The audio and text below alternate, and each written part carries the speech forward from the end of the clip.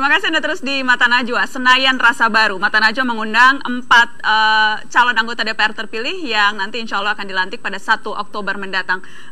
4-4-nya tadi saya sudah wawancara sendiri-sendiri, 4-4-nya sekarang sudah hadir di satu meja.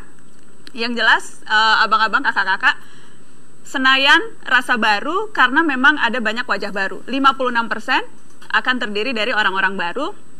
Anatominya menarik. Mayoritas usia produktif antara 21 sampai 55 tahun dan mayoritas berpendidikan tinggi. 91% pendidikannya S1, S2, S3. Pekerjaannya 41% pengusaha, 24% politisi, 12% pejabat.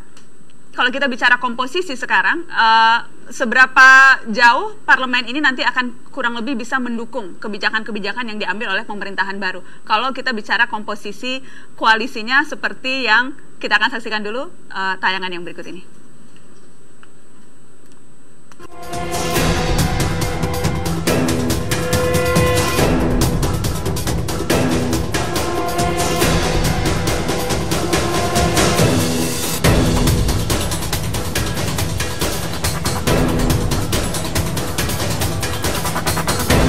Itikat 7 partai bekerja sama secara permanen untuk mengawal Pancasila.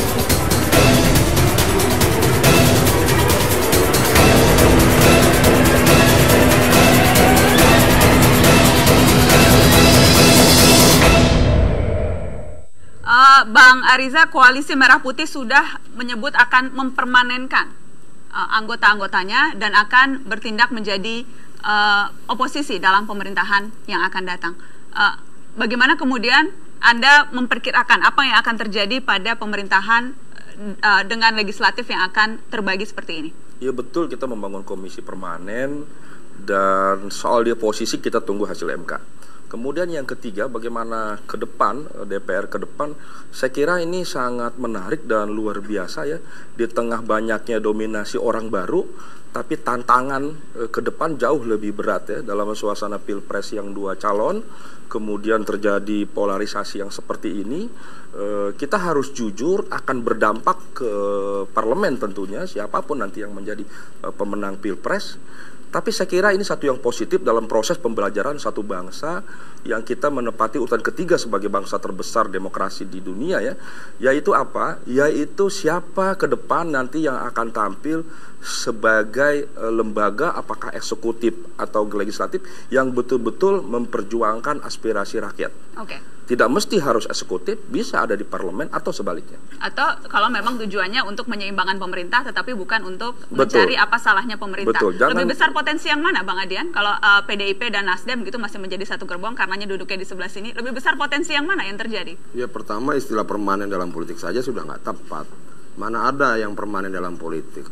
Itu pertama. Kedua, kita lihat kulturnya dan historisnya. Ini nanti ikut kita nih Golkar. Gitu. Anda yakin sekali Golkar bakal ikut? Karena Golkar tidak punya pengalaman beroposisi.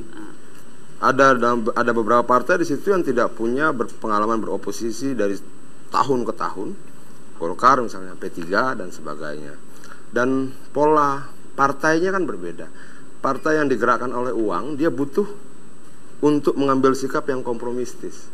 Anda menyebut ke partai mana nih yang digerakkan oleh uang? Nanti jadi persoalan kalau kita sebutkan. Jadi tapi Anda udah menyebut, jadi harus jelas spesifik. Iya, jadi jangan sebut nama katanya, itu pembelajaran pertama dalam politik. Tidak menyebut nama jangan ya? Sebut nama. Jadi saya tidak yakin. Tidak yakin akan permanen? Tidak akan permanen dan kita tidak akan ada kesulitan banyak di parlemen nantinya. Karena saya berpikir bahwa pada akhirnya nanti sikap yang diputuskan di parlemen tetap berpijak pada rasionalitas, pada kepentingan rakyat. Dan saya berharap semua anggota parlemen partai manapun harus berani begitu.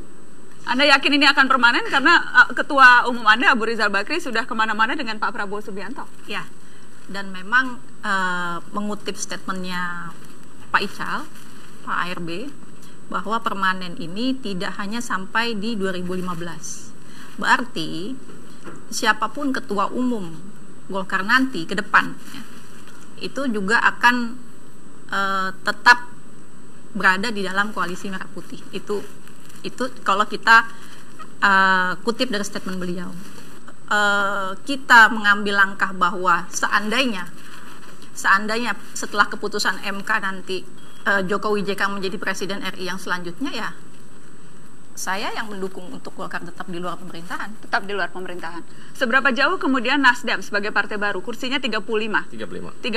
Seberapa jauh kontribusinya untuk bisa paling tidak mengamankan kebijakan-kebijakan yang diambil oleh Jokowi JK nanti? Seberapa yakin pada kemampuan politik anggota-anggota barunya?